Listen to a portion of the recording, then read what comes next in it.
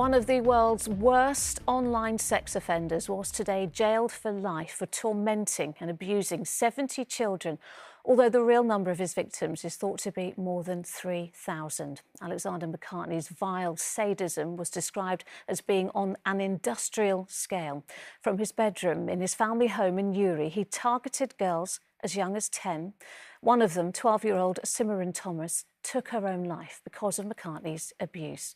Tragically, her heartbroken father has also since died by suicide. With distressing details, Geraint Vincent has our report. Alexander McCartney committed his awful crimes in his bedroom in the house he grew up in. But his depravity reached across the world. He started by catfishing, going online and pretending to be someone else. McCartney presented himself as a young girl and deceived children into sending him sexual images of themselves. He then used those pictures to blackmail his victims and force them to carry out sex acts on camera. This was one of the most depraved, distressing and prolific cases of child sexual abuse that we have ever seen in the Public Prosecution Service. McCartney has now been held accountable for his devastating crimes, including the manslaughter of Simran Thomas, a 12-year-old girl from the United States of America. McCartney told Simran Thomas that he would put pictures she'd sent him on social media if she didn't involve her younger sister in the sex acts he wanted her to film.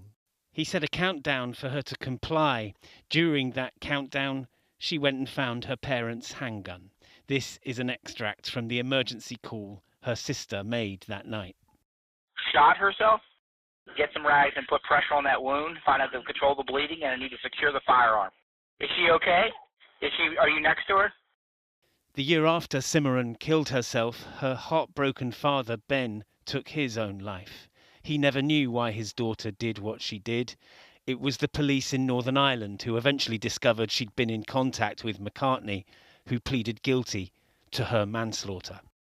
McCartney's technique was tried and tested. When you open Snapchat for the first time. This was how a father of a schoolgirl in New Zealand described it. Basically, she just friended him on Snapchat. She thought he was a girl at the time, and that just progressed to sending a topless photo.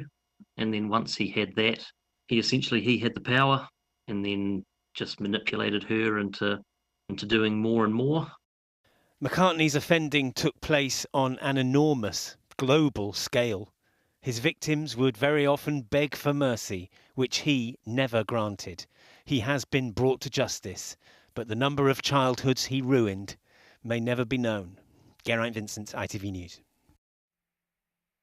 And if you've been affected by any of the details in Geraint's report, we have links to organisations who can help on our website, itv.com/news.